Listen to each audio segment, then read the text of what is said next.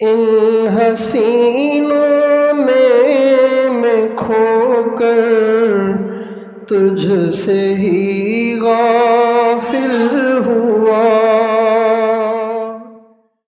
بظاہر تو جو حج پہ گئے وہ آگے نکل گئے، اور جو غریب ہیں، جو حج کا خرچہ افورڈ نہیں کر سکتے، وہ پیچھے رہ گئے۔ بظاہر تو ایسے لگتا ہے، لیکن نہیں، ایسے نہیں ہے۔ اللہ بڑا کریم ہے، اللہ بڑا مہربان ہے۔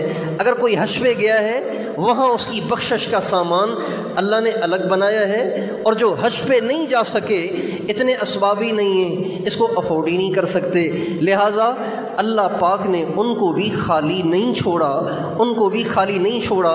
ان کے لیے اللہ تعالیٰ نے یہ جو ذی الحجہ کے 9 ایام ہیں، 9 ایام، یکم سے لے کے 9 ذی الحجہ تک، اور 10 راتیں، یکم ذی الحجہ کی رات سے لے کے 10 ذی الحجہ کی رات، یہ جو 10 راتیں ہیں اور 9 دن ہیں، اللہ تعالیٰ نے یہ حج پہ نہ جانے والوں کے لیے بھی ایک بہت بڑا کمائی کا سامان رکھا ہے۔ ہمارے نبی کا ارشاد ہے، ہمارے نبی کا ارشاد ہے، ان 9 ذی الحجہ کے 9 ایام میں جو کوئی روزانہ روزہ رکھے گا، اللہ تعالیٰ اس کو 1 سال کی عبادت کا اجر عطا فرمائیں گے۔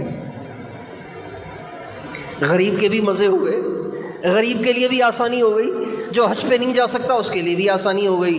اور ہمارے نبی کا ارشاد ہے، ان 10 راتوں میں سے کسی رات میں جو عبادت کرے گا اللہ تعالیٰ اس کو شب قدر کی عبادت کا اجر عطا فرمائیں گے۔ غریب کے بھی مزے ہو گئے۔ حضور اکرم صلی اللہ علیہ وسلم جب حج پہ جا رہے تھے تو اللہ کی شان انہی ایام میں مدینے میں ایک وبا پھوٹ پڑی تھی، ایک وبا پھیل گئی تھی، چیچک کی۔ تو بہت سے مرد اور بہت سی عورتیں اس بیماری میں مبتلا ہو گئے۔ اب ہمارے نبی نے حج کا اعلان کر دیا۔ اب جو بیمار تھے وہ پریشان ہوئے کہ ارے حضور اکرم صلی اللہ علیہ وسلم کا حج ہے، اور زندگی کا پہلا اجتماعی حج ہے۔ ہمارے نبی پہلی دفعہ اجتماعی طور پر اپنی امت کو ساتھ لے جا کر حج ادا کریں گے، اور یہ آپ کا آخری حج بھی ہوا اور آپ کا پہلا حج بھی ہوا۔ تو جو مسلمان ان دنوں بیمار تھے، وبا میں مبتلا تھے، تو وہ پریشان ہوئے کہ یہ کیا ہو گیا، اتنی بڑی سعادت سے ہم محروم رہ جائیں گے۔ چنانچہ صحابہ اور صحابیات جو چیچک کی وبا میں مبتلا تھے وہ بہت پریشان تھے۔ نبی کریم صلی اللہ علیہ وسلم نے اللہ کے کرم سے ان کو تسلی دیتے ہوئے فرمایا کہ جو مسلمان مرد عورتیں میرے ساتھ نہیں جا سک رہے وہ پریشان نہ ہوں۔ عمرۃ فی رمضان تعدل حجۃ معی، جو رمضان میں عمرہ کرے گا اس کو اتنا اجر ملے گا جیسے اس نے میرے ساتھ حج کیا ہو۔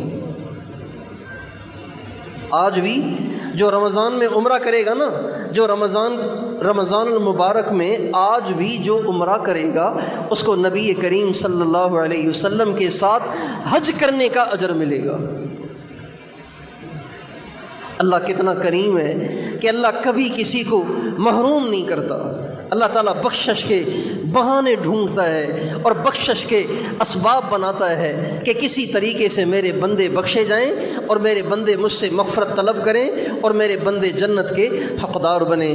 اس لیے میرے دوستو، یہ جو ذی الحجہ کا پہلا عشرہ ہے، یہ گویا جنت کمانے کا سیزن ہے، اللہ کو راضی کرنے کا سیزن ہے، اور نیکیاں کمانے کا سیزن ہے۔